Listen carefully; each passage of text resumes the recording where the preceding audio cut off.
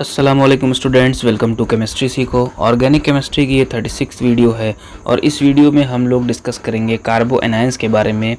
जैसे हम लोग लास्ट वीडियो में कार्बो कैटायंस के बारे में पढ़ा, यानी कि ऐसा कार्बन जिसके ऊपर पॉजिटिव चार्ज हो। इस वीडियो में हम लोग देखेंगे कार्बन जिस पर निगेटिव चार्ज हो। तो वीडियो को एंड तक देखिएगा ताकि आपको सारी बातें समझ में आ सके। साथ ही साथ नोट्स बनाते चलिएगा ताकि आपको रिविज़न करने में आसानी हो और आप चीज़ें भूलेंगे नहीं, ठीक है।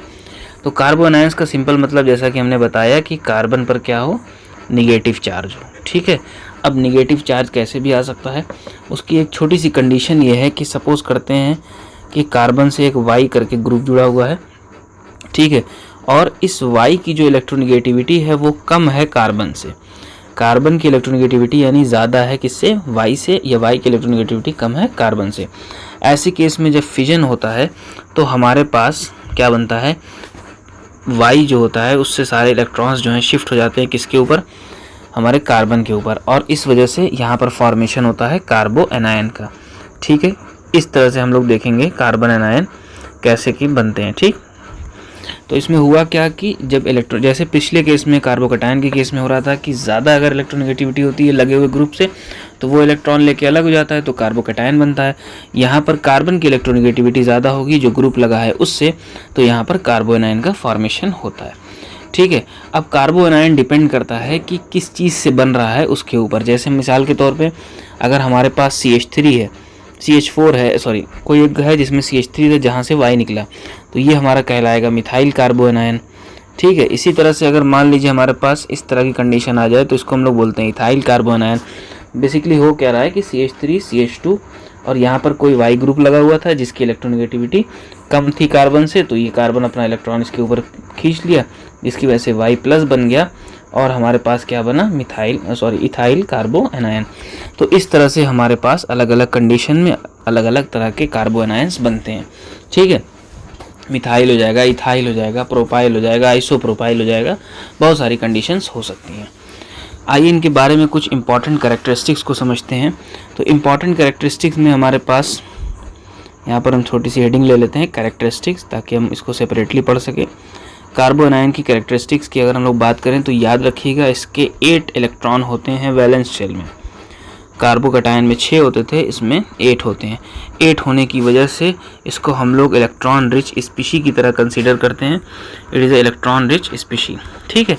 अब कोई स्पीशी अगर इलेक्ट्रॉन रिच है दैट मीन्स कि वो किसकी तरह बिहेव करेगी, न्यूक्लियोफाइल की तरह बिहेव करती है, ठीक है। ये बिहेव्स एज न्यूक्लियोफाइल। याद रखिएगा कि इलेक्ट्रॉन रिच स्पीशी है तो न्यूक्लियोफाइल की तरह बिहेव करेगी।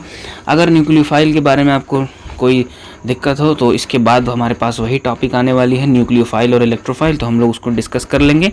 यहाँ पर बस इतना आप समझ लीजिए कि कार्बो एनायन बिहेव करता है एज अ न्यूक्लियोफाइल। हाइब्रिडाइजेशन की बात की जाए तो इसकी sp3 हाइब्रिडाइजेशन होती है, और अगर sp3 हाइब्रिडाइजेशन है तो आपको पता ही होगा, हमने पढ़ रखा है केमिकल बॉन्डिंग में कि इसका पिरामिडल शेप हो जाएगा, ठीक है। पिरामिडल शेप हो जाएगा या फिर टेट्राहेड्रल ज्योमेट्री हो जाएगी, ठीक है। तो होता क्या है कि कुछ इस तरह से कार्बन, और यहाँ पर हमारा जो माइनस चार्ज होता है वो इलेक्ट्रॉन के फॉर्म में इस तरह से रहता है, ठीक है। ये पिरामिडल शेप कहलाता है और ज्योमेट्री इसकी क्या होगी, टेट्राहेड्रल होगी, ठीक। अच्छा, जनरली जो है ऐसा नहीं है कि सिर्फ इन्हीं पार्ट में, जनरली इन्हीं तरह के रिएक्शंस में हमको कार्बो एनायन देखने को मिलता है। इसमें हम लोग देखेंगे एल्डोल कंडेंसेशन, जो कि आपकी क्लास 12 में मिलेगा आपको। तो एल्डोल कंडेंसेशन में आमतौर से, या फिर कैनिज़ारो रिएक्शन में, ठीक है, या फिर पर्किन रिएक्शन में, इन सारे रिएक्शंस में ये कार्बो एनायन का फॉर्मेशन होता है। देखिए अगेन रिपीट कर रहा हूँ कि ऐसा ज़रूरी नहीं कि सिर्फ इन्हीं तीनों में है, और में भी हो सकता है, मगर ये जनरली फेमस हैं और हमारे सिलेबस में आती हैं। क्लास 12 के सिलेबस में तीनों रिएक्शंस आएंगे तो वहाँ पर हम लोग देखेंगे कैसे कार्बो एनायन का फॉर्मेशन हुआ है, ठीक है।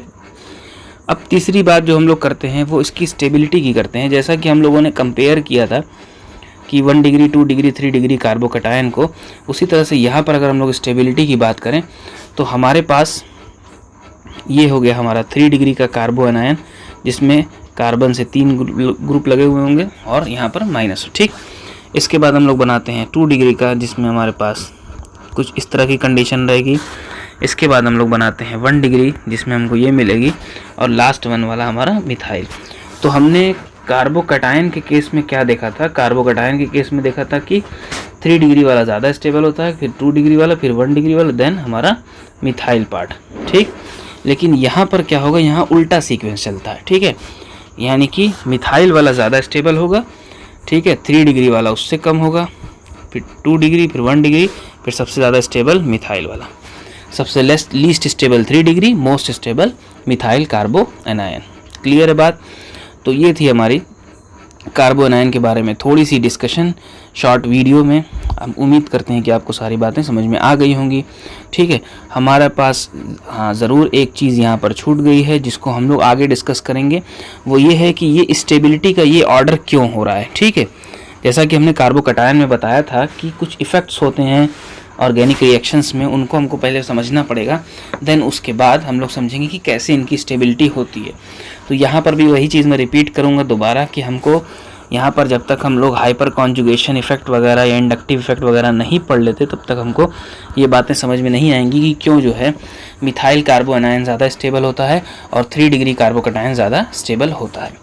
ठीक है, तो उम्मीद करते हैं कि आपको सारी बातें अब तक समझ में आ गई होंगी। अभी भी कोई क्वेश्चन या डाउट है तो आप कमेंट सेक्शन का ज़रूर यूज़ कर सकते हैं। Thank you.